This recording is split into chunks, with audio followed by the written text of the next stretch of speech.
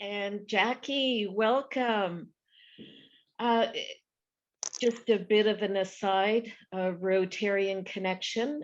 We met at an Anzac barbecue, and I think it was 2 or 3 years ago, Jacqui, and we got to flip some what they call, I guess, the sausage sizzle and serve a great number of veterans on that day and families. So it was a wonderful day. But Jacqui comes to us as the senior manager at the public relations and communications agency called Agenda C. And she brings quite an innovative perspective on the use of technology for communications and community groups. Jacqui has also appeared on the Drum and AB's Radio National. Now, Jacqui says in a world of anonymous online communities, dating apps, fake news, and YouTube logarithms, how do we tap into the fundamental human need to belong in the modern era to build lasting and trusting relationships? Using the best tool we have to share ourselves and our ideas, our ability to communicate is the foundation on which we build our lives and societies. But communications are more than a message, they have a purpose. Join Jacqui, who's going to explore the whys and hows of community building through technology with some successes and failures from her own career in politics and advocacy. Jacqui has held roles in the New South Wales Liberal Party and has been a party member for a good number of years, has worked for parliamentarians, including Honourable Mark Speakman, who's going to be one of our speakers, and Honourable Malcolm Turnbull, AC. In 2019 federal election, Jacqui ran for the federal parliament in the seat of Sydney. At 28, she was the youngest Liberal woman candidate. In addition to traditional campaigning, Jacqui broke new ground with a targeted digital media strategy to drive political engagement and reach new audiences. Jacqui now sits on the New South Wales Liberal Party state executive and is the Liberal Women's Council vice president. We're very proud and honored to have Jacqui speak to us. Welcome, Jacqui. Thank you so much, Kathy. It's wonderful to be here, and I very much look forward to wielding some tongs with you, hopefully next year, for that Anzac Day barbecue again. And I'd also like to acknowledge the traditional owners. I'm coming to you from Gadigal land as well. And Lalitha, happy birthday to you. I also wanted to say thank you to Mark for having me and all the Rotarians from this Sydney club. Pay a special thanks to Shiva and also Chris McDiven, who have been with me along the journey for some time now. So it's great to see you here today as well. I thought I would give you a bit of an overview of some of the lessons that I've learned in what has been a bit of an unintentional but evidently natural career in communications. And I was thinking about the first time that I really put something together. I didn't think of it this way at the time as a sort of communication strategy, but in 2011, I ran under the campaign slogan, "Let's go Monroe." And I picked it for its simplicity, its rhyme. I also thought that it would avoid the perhaps sexist subconscious that people associate with women running for political office. So I used my surname to try to get around that. And thankfully, I was successful. I was elected to the University of Sydney Union Board of Directors and had a wonderful 2 years there. And that got me into this fantastic world of building communities, of sharing messages widely, and realizing that without communications, we simply can't collaborate, we can't grow, and we can't extend the conversation beyond ourselves. And what I love about Rotary is that it embodies these values. It is all about coming together, collaborating, communicating, and and being more than the individual. It is through that collaboration that these amazing projects can happen worldwide. And I think it's just a wonderful credit to all of your commitment to your communities. And I obviously have picked this topic because it's something that I've been very much exposed to in my career, but I also hope that I can give you some tips and tricks here and there, perhaps give you some entertainment in hearing some of the things that I've gone through in my career. And also I was thinking, as you mentioned earlier, the problems that many community groups face now, and political parties are just the same, that actually young people are not joining groups and community groups in those physical spaces in the same way that happened before. So I hope that you can find some of these tools useful in your own campaigns.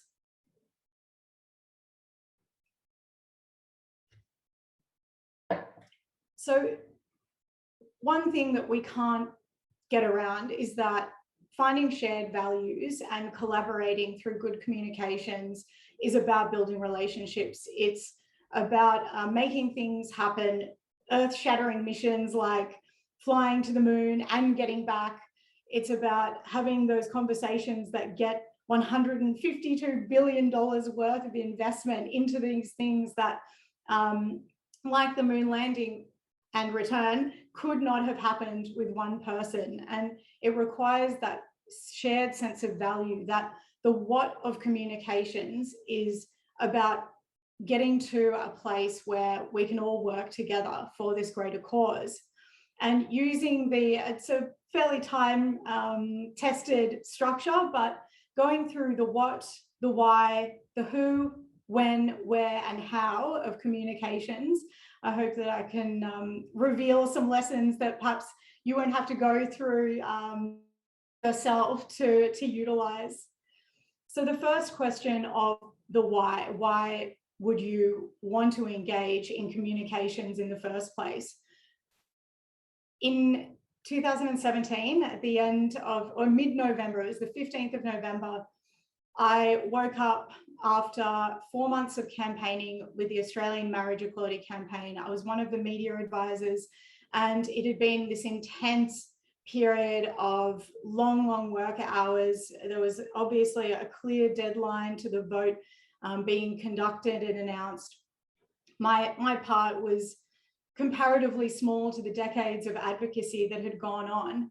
But on that day of the announcement, where we woke up not knowing if the Australian people would have said yes, that all people, gay, lesbian, heterosexuals, had the same right to marry, or in fact we would have lost that campaign. It was a fairly stressful day, and I was in Prince Alfred Park, and that area has now been called Equality Green for obvious reasons. And beside that huge stage with people like Magda Zabansky and Ian Thorpe, we had this computer set up behind the stage with two web browsers open. One had Twitter with the drafted text of what would happen if we actually got the result that we wanted, and there was a yes vote, and it was this celebratory tweet. And the other one was a screen open that had a tweet drafted for the result being in the negative for the campaign. And it was that sense of anticipation that was just so perfectly represented in these two web browsers, where Twitter had become this huge mechanism for the campaign to get out its message. And what sat behind that was a community of volunteers. There were over 15,000 volunteers. Over 1 million phone calls were made for the campaign, and over 100,000 doors were recorded as being knocked on. And it was these human actions that actually sat behind these technological tools. It was the technology that allowed the recording of databases for door knocking and phone calling. And it was also that collection of information from metadata, from people engaging with the campaign in digital spaces. But technologies like Twitter allowed that enhancement of the personal message. And it was a decentralized campaign in many ways because of the technology and because of the strength of its values. And coming back to this idea of why and the power of the marriage equality campaign, what it really came down to was this value of fairness. It's such a quintessential Aussie value that things should be fair, people should be treated the same. And this minority community where LGBTQ make up about 3.5% of the population, which is quite a small minority. The message was that this small minority deserved to be treated fairly, like the rest of Australia, the 96.5% of Australians who could get married to the person that they chose. And what we had to do was really convince people not just to vote yes, but we had to convince them to vote at all. It was not a compulsory vote. And so this broad value of fairness was drawn upon throughout the campaign to bring people together and drive them towards action. And again, it's really about those dinner table conversations that were enhanced by the technology. And the importance of the why for any community building exercise is absolutely crucial. And the value of fairness as the why was that it was such a roomy concept that most Australians have an idea of believing in fairness, believing that people should generally be treated the same way, regardless of their characteristics and traits, particularly ones that they can't control. And this roomy idea meant that people who didn't initially necessarily agree with the idea of marriage equality could be brought along in the journey. And what I loved about this campaign is that it took the approach not necessarily of trying to change people's minds, though no doubt people's minds sort of needed to be shifted in how they viewed marriage equality. It was actually giving people a way to wrap their existing values around a legislative change. And I think this incorporation of an idea into people's existing values is why communications campaigns can be so successful on such a large scale. And one of the best examples of this that I saw was a book. It was written by one of Tony Abbott's former speechwriters. His name's Paul Ritchie, and he wrote a book. It was called Faith, Love and Australia: The Conservative Case for Same-Sex Marriage. And what it did was expand the opportunity for marriage equality to be brought into a set of conservative values that valued families as a structure for society and for stability. And surely, if we can agree that the value of family is one we should be promoting, then surely definition of marriage to encourage more people to be a part of that social structure. And it was just such a fantastic example.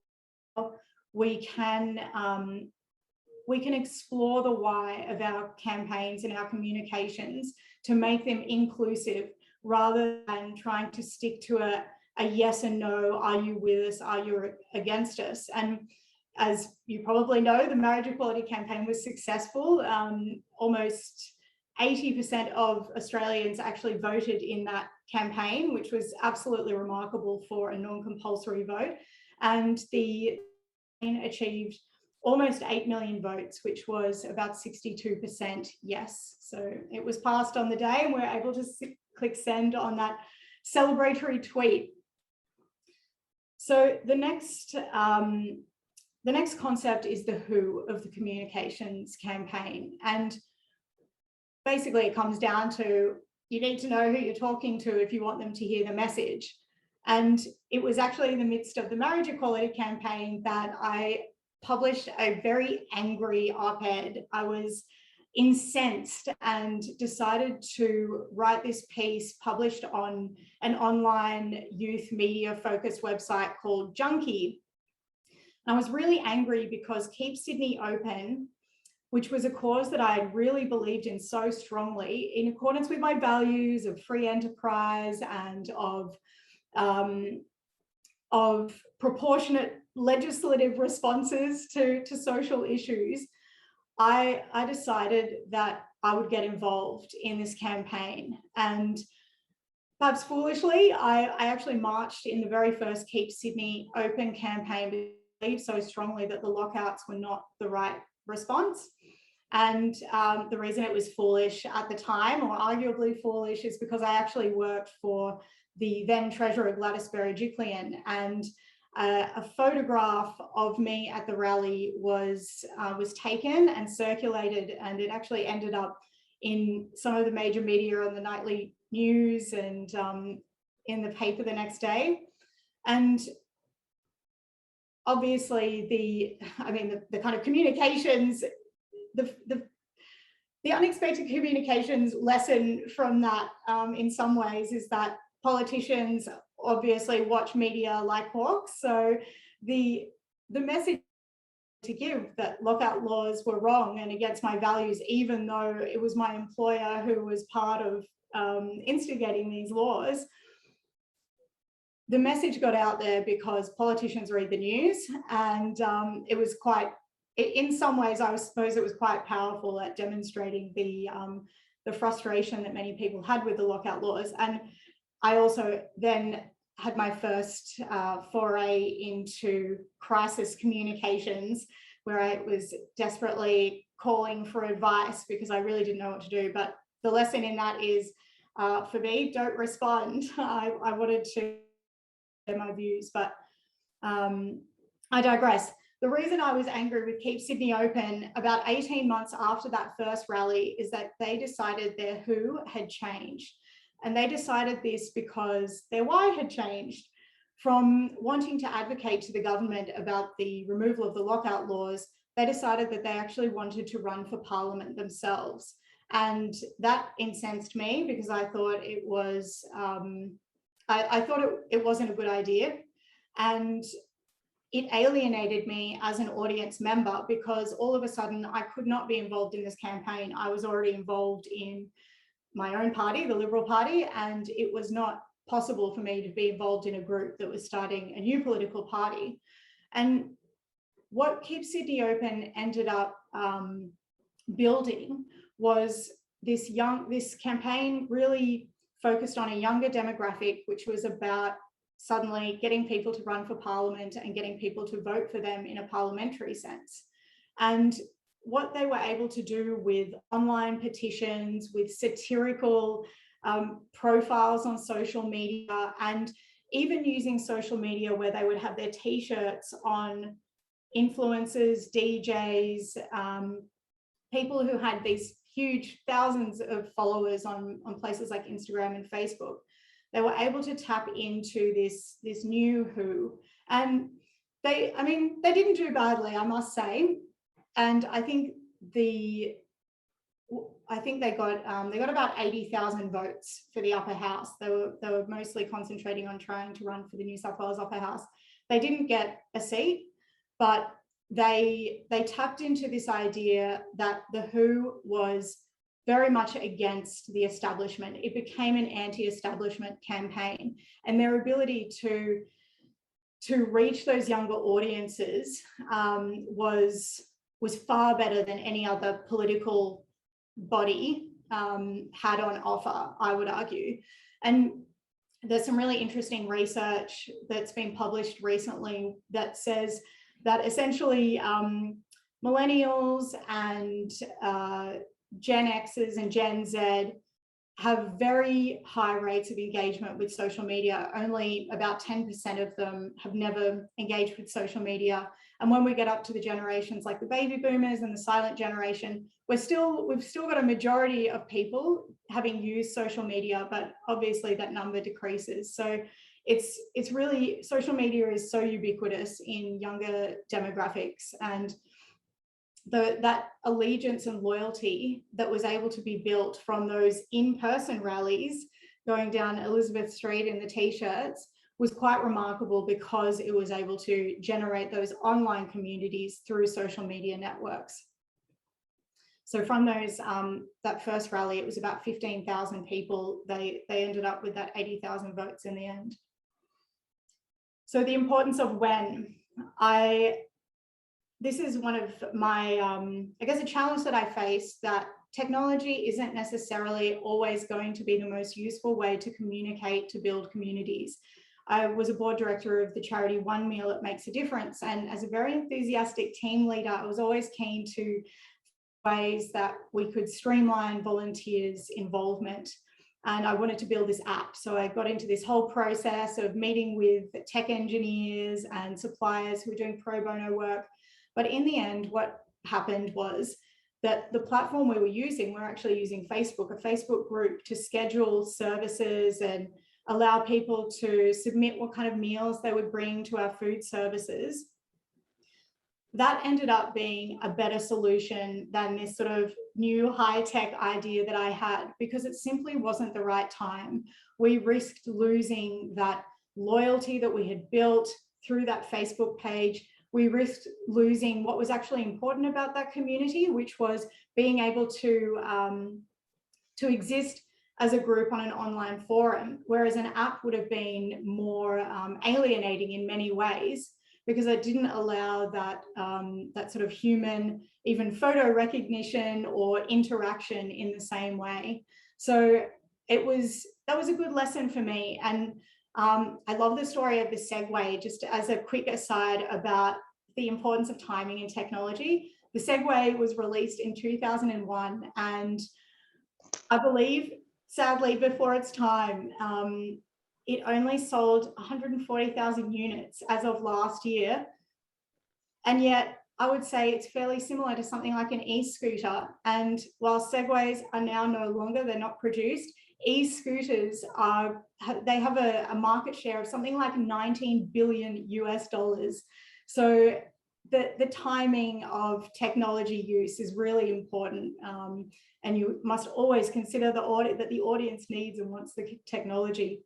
Now, I'm mindful that, yes, I'm mindful that the time is running out. So we have a wonderful question here that I'd like to ask you from our past president, if I may be so bold. You may, of course. Yes, certainly. Just refer to it here. This is from Kathy Tate, our past president. And she asks, given the huge influence and dominance of Twitter being used in broad campaigns across so many topics, what are your thoughts on actions Twitter has taken to censure some users? And I think it goes for Facebook and all the others as well. So, and I'll give you, but I'm the nasty sergeant, I'm the disciplinarian here. So we've got about 5 minutes left. Thank you very much. Thank you so much for the question, Kathy. What has been shown through banning people from Twitter is that they quickly lose their power and they quickly lose their influence over the communities that they were powerful over, whether it was incitement to particular actions or leading people in political ways. Like, I mean, the obvious example is obviously Donald Trump. And there are consequences that different platforms, you may have heard of Parler, are created to essentially accommodate the people who end up feeling really disenchanted by those technology companies who have cut them off as they feel. In my view, there's two sides of this. So obviously Twitter as a public, in a way, can be considered a public service. And one of my bosses, Parnell, who's on the call, has a great line about Twitter being sort of like a phone service or a public phone service, where people now expect to be able to use it to communicate for free. And that gives it some responsibility to be universally accessible in many ways, because it's such an important way to communicate on a large scale. On the other hand, as a company, Twitter is not beholden to an idea that it must be accessible to everyone. And its terms of use are quite clear, although naturally they're interpreted by its employees according to complaints. I think values in this circumstance mean that we can't have a one-size-fits-all approach, and that can make it messy. But the fact that Donald Trump is no longer on Twitter reduces his power so substantially. And perhaps it's my own political view here, that his communications ended up being so destructive that it was no longer viable to have him as an actor on that platform. But that may not be the case for other people who don't have such a big following, for example, or such a big responsibility in their professional lives. Thanks, Jacqui. I'm sure Jeff's trying to find his unmute button, so I'll just jump in. Really appreciate that. I think we're out of time, and we might just invite Chris McDiven if she'll offer you a vote of thanks. Chris, if you can find your mute button. Thank you. Thanks, Mark. And I'll try and be very brief. I'm coming to you from a very snowy Monroe country. Believe it or not, it's been snowing down here for 12 hours and everything is shut. Wow. But Jacqui, you actually showed us today the enthusiasm and energy that Rotary needs. And I'm hoping that somewhere down the track, we can encourage you to become a Rotarian and get involved in the Rotary community. And I'll give you an example of how Rotary does grow, because now, you know, and many of the other people on this Zoom meeting know that I'm the chair now of Together for Humanity, a group that I came to through our peace building group. And now, Charles and David, you'll be pleased to hear that our Queensland coordinator, Tanya Hagdam, came to us through Rotary, and she is indeed a Rotary Peace Fellow. So the wheel is turning and it's sort of somehow joining up. So Jacqui, this is the sort of thing that happens in Rotary, and we encourage you to join us. But thank you today for telling us about the why, the who, and most of the when. You didn't quite get to finish the when of modern communications. And it was particularly interesting to me that when you were talking about the why, you were teaching us to explore the reasons of why people have to be brought along with us. And then you got onto the who and who those people are, and the when and the timing. So thank you so much for speaking to us today. And we know we're going to see more of you. Not quite sure where yet you're going to pop up. Maybe Parnell has a plan for you there. But I know that we are going to see more of you in the years to come. And I also, as I said at the start, hope it's through Rotary. So please, everyone, thank Jacqui for being with us today. Thank you very much, Chris, and to our lovely guest speaker. And we'd like to extend thanks to Kathy, Adrian, Wilma and David for their updates, and our guest speaker, and Chris, thank you very much again for all your wonderful participation. And without our technical team, we'd be all at a loss. Adrian, it's been absolutely wonderful the way.